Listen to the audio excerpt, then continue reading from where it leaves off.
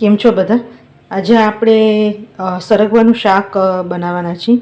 તો બહુ જ ઇઝી રીતે અને સાવ સહેલું શાક છે. તો તમે જો આવી રીતે બનાવશો ને તો બધાને ભાવશે. અને પ્લસ વગર ડુંગળી લસણ છે એટલે બધાને ભાવશે. એના માટે સરગવો લીધો છે. અને સરગવો બહુ પતલો પણ ન લેવો ને બહુ જાડો પણ ન લેવો, લીલો લેવો, પીળાશ પડતો ન લેવો. સરસ રીતે પહેલાં એને પાણીથી ધોઈ લેવું. અને ધોઈ અને પછી આવી રીતે જે ઉપરનો આવી રીતે અને નીચેનો પાર્ટ હોય ને સરગવાનો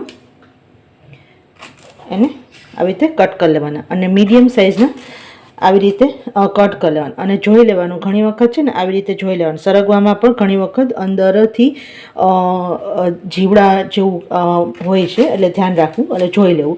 અને આવી રીતે સરસ એક સરખા બધા આવી રીતે કટ કરી લેવાના. જો આવી રીતે આવે ને નસું તો એ કાઢી લેવાની. અને પહેલાં આવી રીતે બધા સરસ કટ કરી લેવાના. જો આપણે કટ કરી લીધું છે અને કુકરમાં પણ પાણી લીધું છે. હવે આની અંદર તમે થોડુંક પાણી નાખવાનું અને થોડુંક બાફવા ટાઈમે મીઠું નાખવાનું, કારણ કે થોડી તુરાશ હોય ને તો નીકળી જાય. અને આને આવી રીતે છૂટું નહીં બાફવાનું, આવી રીતે કોઈ પણ વાસણમાં રાખીને બાફવાનું. અને સાવ સ્લો ફ્લેમ ઉપર એક સીટી વગાડવાની. બહુ વધારે બફાઈ જશે તો બિલકુલ નહીં સારું લાગે. એટલે જો તમે ફાસ્ટ કે મીડિયમ ગેસ ઉપર સીટી વગાડતા હોય તો 2 વગાડવાની, સાવ સ્લો ફ્લેમ ઉપર લગાડો તો એક સીટી વગાડી દેવાની. જો આપણો સરગવો સરસ બફાઈ ગયો છે અને તમે જોઈ શકો છો કે એકદમ સરસ બફાઈ ગયો છે. એક સીટી વાગે ને પછી કુકર બંધ કરી દેવાનું અને મેળે એને સંભવા દેવાનું. એટલે કે એની અંદરની વરાળ મેળે જ્યાં સુધી ન નીકળે ને ત્યાં સુધી પછી જ કુકર ખોલીને તમારે સરગવો કાઢવાનો. હવે આપણે એના માટે વઘાર કરશું. તો વઘાર માટે આપણે પહેલે પ્રિપેરેશન બહાર કરી લેશું. તો 2 મોટા ચમચા દહીં લેવાનું છે.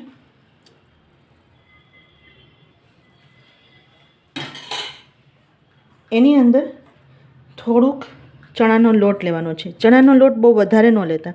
જો વધારે લેશો ને તો જરાક પણ ઠંડુ શાક થાય ને એટલે બહુ જ ગાঢ়ો એનો જે રસો હોય ને જે એ થઈ જાય. એટલે 2 મોટા ચમચા જો ચણાનો લોટ હોય તો 1 નાનો ચમચો ચણાનો 2 મોટા ચમચા દહીં હોય તો 1 નાનો ચમચો ચણાનો લોટ લેવાનો. હવે એની અંદર આપણે રેગ્યુલર મસાલા, હળદર, જેમ મેં પહેલે કીધું કે આ બહુ જ રેગ્યુલર શાક તમે વગર ડુંગળી લસણ બહુ જ સરસ થાય છે. એટલે બહુ જ ઘરના જ મસાલા રેગ્યુલર છે. આપણે હિંગ, હળદર, મીઠું ચપટીક નાખશું. આમાં આપણે મીઠું નાખેલું છે ને એ આપણે પાણી કાઢી લેવાનું છે. એટલે મીઠું અત્યારે આટલા પૂરતું થોડુંક નાખશું. પછી આપણને જરૂર લાગે તો મીઠુંનું પ્રમાણ તમારે પછી પાછળથી તમે નાખી શકો. 1.5 ચમચી જેવું આપણે લાલ મરચું છે. આ કાશ્મીરી લાલ મરચું છે.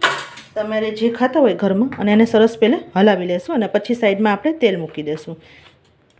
જો અહીંયા તેલ મૂકી દીધું છે. તેલ થોડુંક આમાં ઝાઝું જોશે તો જ સારું લાગશે, કારણ કે આની અંદર ચણાનો લોટ ને હોય ને એટલે તેલ બહુ શોષી લે. હવે આપણે વઘારમાં બીજું કશું નથી નાખવાનું. આપણે જે આ દહીં અને ચણાના લોટનું મિશ્રણ તૈયાર કરેલું છે ને સરસ હલાવી લેવાનું, જેથી કોઈ પણ જાતનો ગઠ્ઠા ન પડે અને મસાલો સરસ ભળી જાય. હવે તેલ ગરમ થાય ને એટલે આ બધું મિશ્રણ અંદર નાખી દેવાનું છે અને એને હલાવતા હલાવતા થોડીક વાર કૂક કરવાનું છે. કારણ કે ચણાનો લોટ કાચો હોય એટલા માટે થોડીક વાર સરસ મજાનું કૂક કરવાનું છે અને હલાવવાનું છે, જેથી સરસ કોઈ પણ જાતના ગઠ્ઠા ન પડે. સરસ ઇવનલી સ્મૂધ આપણું જે સરગવાનું શાકનો રસો થાય. આ બહુ ગ્રેવીવાળું પણ નથી હોતું શાક અને બહુ ઘાટું પણ નથી હોતું.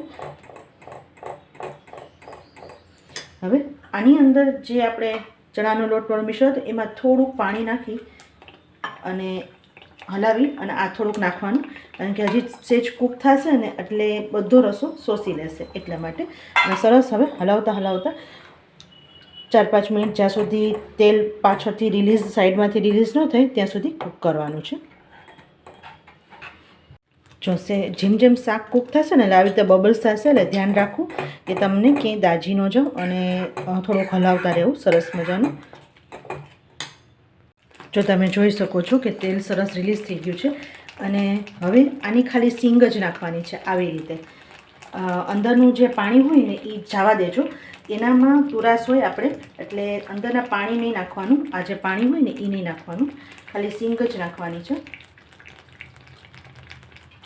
અને હળવે હાથે સરસ હલાવી લેવાનું. અને અત્યારે આટલું જ રસો રાખવાનું, કારણ કે સેજ જરાક રૂમ ટેમ્પરેચર પર આવે ખાવા જેવું એટલે થોડુંક જાડું થઈ જાય. એટલે રોટલી સાથે રસો અને પછી સરગવાની સિંગ વચ્ચેથી તમે ચૂસીને ખાઈ શકો. તો તૈયાર છે સરગવાનું એકદમ ઇઝી અને એકદમ ટેસ્ટી શાક. મિત્રો ગમ્યું હોય તો પ્લીઝ લાઇક શેર અને સબસ્ક્રાઈબ કરી દેજો. સાથે બેલ આઇકન દબાવી ઓલ દબાવી જજો, જેથી આવનારા બધા વિડીયોની નોટિફિકેશન તમને મળતી રહે. આવજો.